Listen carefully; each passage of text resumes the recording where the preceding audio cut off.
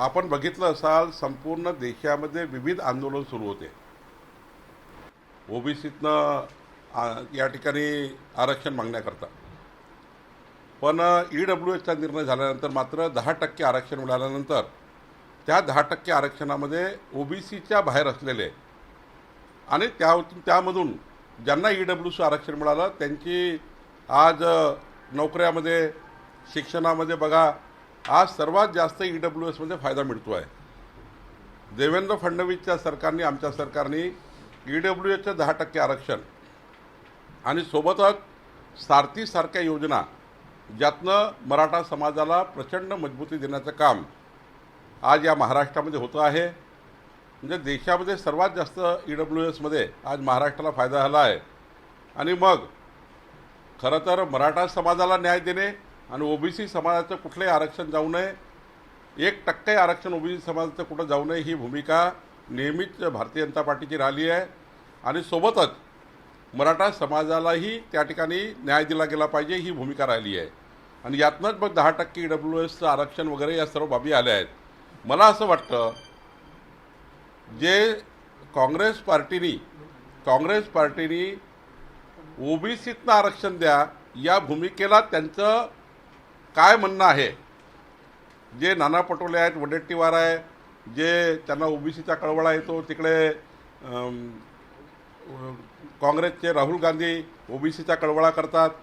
पण अशावेळी मात्र ते ओबीसीतनं आरक्षण द्यायचं का ही भूमिका स्पष्ट करत नाही. कारण ओबीसीतनं आरक्षण देऊ नये, मराठा समाजाला EWSचं आरक्षण 10% आणि अजून त्या ठिकाणी जे काही सरकार द्यायचं असेल ते देण्याचा प्रयत्न करताय. मराठा समाजाला न्याय देताना ओबीसीवर न्याय होऊ नये आणि ओबीसीला न्याय देताना मराठा समाजावर न्याय होऊ नये ही भूमिका आमच्या सरकारची आहे. आणि त्याकरताच मग मराठा समाजाला काय काय न्याय देता येईल याकरता देवेंद्र फडणवीस सरकारने म्हणजे EWSपासून सारथीपर्यंत आज एवढं मांडता येणार नाही, पण हे आम्ही पुढं केलेलं आहे. आणि पुढच्या काळातही मराठा समाजाला मजबूत करण्याचं काम आमचं सरकार करेल, देवेंद्र फडणवीस सरकार करेल ही आमची भूमिका आहे. काँग्रेसचा मौन जो आहे तो ओबीसीचं नुकसान करणार आहे सध्या. काँग्रेस नेहमीच ओबीसीच्या विरुद्ध राहिलेली आहे. काँग्रेसने कधी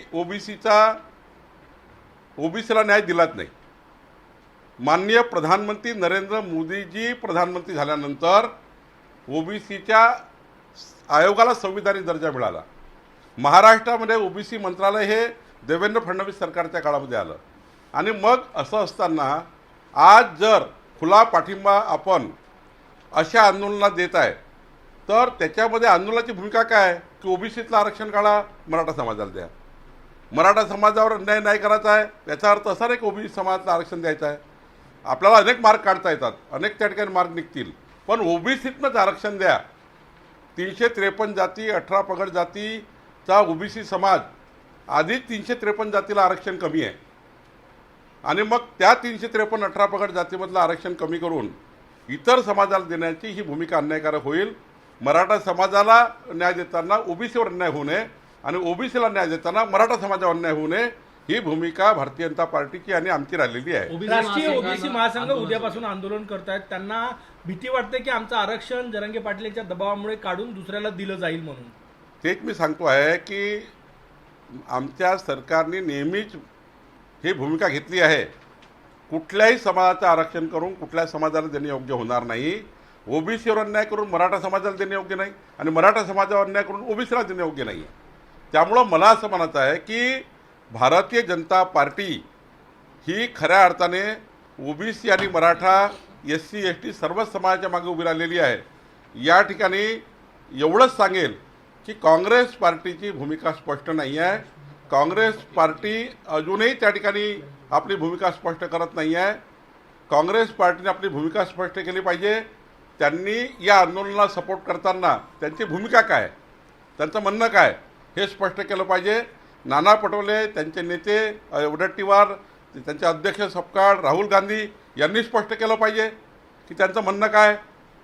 शरद पवार साहेबांनी म्हणणं त्या ठिकाणी मांडलं पाहिजे. शेवटी इतकं मोठं आंदोलन सुरू असताना माननीय शरद पवार साहेब शांत आहेत, त्यांनी त्या ठिकाणी सांगितलं पाहिजे. तिकडे राज्याचे वरिष्ठ नेते आहे काँग्रेसमध्ये, पृथ्वीराज चव्हाण आहे, सुशीलकुमार शिंदे आहे, यांनी सांगितलं पाहिजे. आमची भूमिका तर मांडली, की मराठा समाजाला न्याय देताना ओबीसीवर अन्याय करू नका आणि ओबीसीला न्याय देताना मराठा अन्याय करू नका, पण या ठिकाणी त्यांची भूमिका स्पष्ट होत नाही आहे. ज्या लोक एक प्रश्न असा आहे, महसुली नोंदी ज्या लोकांकडे आहे, आजोबा खापर पंजोबा, त्यांना ऑलरेडी ओबीसीचं प्रमाणपत्र देणं सुरू आहे. मराठा असतील, विदर्भातले लेवा पाटील असतील, कुणबी असतील, त्यांना प्रमाणपत्र सुरू आहे. त्यामुळे जी मागणी जरांगे पाटील करतायत ती ऑलरेडी पूर्ण झालेली आहे. महसूल मंत्री म्हणून काय सांगाल की ज्या लोकांकडे महसुली नोंदी आहे, आजोबा खापर पंजोबा, त्यांना ऑलरेडी प्रमाणपत्र देणं सुरू आहे? यापूर्वीच एकनाथ शिंदे साहेबांनी मुख्यमंत्री असताना जेवढ्या लोकांकडे ओबीसी प्रमाणपत्र पिढ्याने आहे त्याचं सर्वेक्षण करण्याकरता त्या ठिकाणी समिती तयार करण्यात आली आणि त्या सर्वेक्षणामध्ये जेवढे काही ओबीसी आढळले त्यांना ओबीसीमध्ये घेतला गेलं. आता जे लोक आढळले त्यांना घेतलं गेलं ओबीसीमध्ये. अजूनही सर्वेक्षण सुरू आहे आणि हे कंटिन्यूस प्रक्रिया आहे. जर ओबीसी समाजाचे त्या ठिकाणी एखादा व्यक्ती असेल आणि त्यांना ओबीसी प्रमाणपत्र मिळालं नसेल, ओबीसीचा न्याय मिळाला नसेल तर मिळेल, त्याच्याकरता सर्वेक्षण होईल. पण सरसकट हा जो शब्द आहे या शब्दाला सर्वच त्या ठिकाणी आमच्या भूमिकेचा त्या ठिकाणी विरोध आहे. खऱ्या अर्थाने सरसकट होऊच शकत नाही. तुम्ही संपूर्ण 353 जातीमध्ये आणि आधीच त्या ठिकाणी कमी पर्सेंट आहे, त्यामुळं असं सरसकट न मागता जे ओबीसी निघतील किंवा जे ओबीसी त्या ठिकाणी सापडतील त्यांना द्यायला तर काही अडचणच नाही. तिथं आपण रेग्युलर प्रक्रिया करतोय, सरकारही करताय, त्याला तर काही नाहीच म्हणत नाही कोणाचं. जे पहिले आंदोलनकर्त्याची भूमिका पूर्वी हीच होती की तुम्ही सर्वेक्षण करा, सर्वेक्षण करून जर ओबीसी आढळलं त्याला ओबीसीत घ्या. ती मागणी आम्ही पूर्ण केली आहे आणि त्याकरता आमचं सरकार काम करत आहे. अजूनही ती मागणी चालूच आहे आणि त्यावर काम चालू आहे आणि त्यावर रोज ओबीसीमध्ये ज्यांच्याकडे पुरावे मिळतात ते ओबीसीमध्ये येत आहे. आपण शरद पवारांनी बोलावं अपेक्षा व्यक्त केली, अशी माहिती समोर येत आहे की त्यांच्या पक्षात आदेश देण्यात आलेले आहे की सध्या कोणीही बोलू नये आणि त्यामुळे नाही, न बोलणे म्हणजे काय? न बोलणे म्हणजे काय याचा अर्थ महाराष्ट्राला समजतो. न बोलणे म्हणजे काय? शेवटी तुम्ही बाकी वेळ तर बोलता ना. शरद पवार साहेब बाकी वेळ तर बोलतात ना.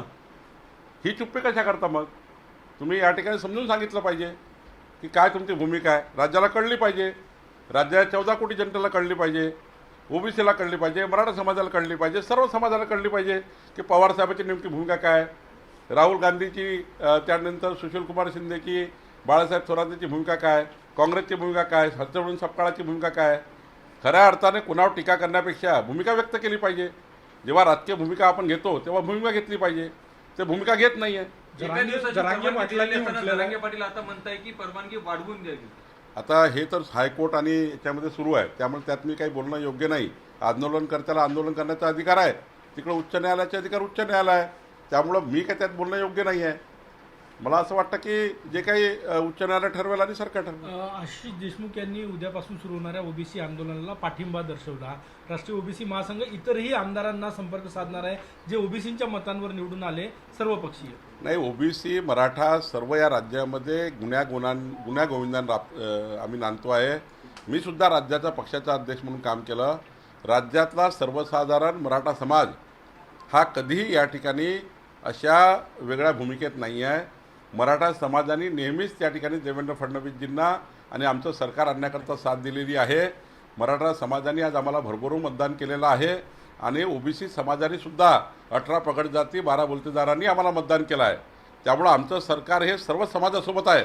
आम्ही सर्व समाजासोबत आहे. पण यांच्या ताटातलं काळा यांच्या ताटात टाका, त्यांच्या ताटातलं काळा यांच्या ताटात टाका, हे भूमिका मात्र कुणाला मान्य नाही. जरांगे पाटील असं बोलले आहेत की सरकार आता आम्हाला सहकार्य करतं आणि आम्ही देखील सरकारला सहकार्य करू. कुठेतरी मवाळ भूमिका आता जरांगे पाटील. आमची पहिल्यापासून या आंदोलनकर्त्यांना सहकार्याची भूमिका आहे. आमचे अनेक खासदार, आमदार, मंत्री त्यांना भेटतात आणि त्या ठिकाणी चर्चा करतात. त्यामुळं आमची नेहमीच आणि खास करून माननीय देवेंद्र फडणवीसजींची भूमिका हे नेहमीच सहकार्याची राहिलेली आहे. त्यांनी कधीही आंदोलनकर्त्यांना दुरावलं नाही. जे आंदोलनकर्त्यांनी मागणी केली आणि जे नियमात बसते आहे, जे कुणावर अन्यायकारक नाही आहे, अशी भूमिका देवेंद्र फडणवीसजींनी नेहमीच घेतलेली आहे. आणि माझी जोपर्यंत जे माहिती आहे आणि मी जे काम करतो सरकारमध्ये आहे, मराठा समाजाकरता ज्या पद्धतीने देवेंद्र फडणवीसजींनी 14 ते 19 आणि मग एकनाथ शिंदे साहेबांनी आणि आत्ता पुन्हा आमच्या सरकारने ज्या भूमिका घेतल्या आहे त्या 50 वर्षामध्ये, ते 50 वर्ष काँग्रेस आणि राष्ट्रवादीचे शरद पवार साहेबांच्या बाजूला काढा, आणि आत्ताचे 9 वर्ष देवेंद्र फडणवीस सरकारचे एकनाथ शिंदेच्या बाजूला काढा, तुम्हाला दिसेल की कोणी कोणासाठी न्याय दिला आणि कोणी कोणाला त्या ठिकाणी काय केलं आहे. सर्वात जास्त मराठा समाजाला न्याय द्यायचं काम जर कोणी केलं तर देवेंद्र फडणवीसजी एकनाथ शिंदे सरकारने केलं. आणि आत्ता अजित पवार साहेब सरकारमध्ये आहे. आमचंच सरकार मराठा समाजाला न्याय देते आहे.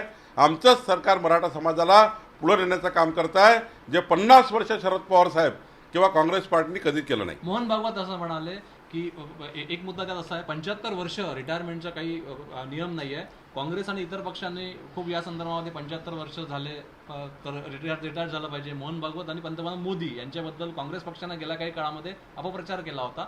यावर तुमचं काय मत आहे? 75 वर्ष रिटायरमेंटची काही संबंध नाही. या देशामध्ये मनमोहन सिंगजी असतील, नरसिंगराव असतील, 82, 83, 85 वर्षापर्यंत देशाचे पंतप्रधान आणि अनेक लोक राष्ट्रपती पदावर राहिलेले आहे. शेवटी जनतेने निवडून दिल्यानंतर कोणतंही मॅन्डेट हे 5 वर्षाकरता असतं. आणि त्यामुळे माननीय सरसंघचालक मोहन भागवतजींनी जी भूमिका मांडली ती योग्यच आहे. कारण शेवटी काँग्रेसच्या काळातही काही वयाने थोडी त्या ठिकाणी प्रधानमंत्री ठरले. नरसिंगराव बघा आपण किती वर्षापर्यंत होते, मनमोहन सिंगजी किती वर्षापर्यंत होते, 50 उदाहरण देता येईल आपल्याला. अनेक पदावरचे, म्हणजे प्रधानमंत्री पदं असतील, राष्ट्रपती पदं असतील, अनेक पदं आहेत. तर त्यामुळं मला असं वाटतं यामध्ये त्यांनी मांडलेली भूमिका योग्य आहे. एबीपी माझा, उघडा डोळे बघा नीट.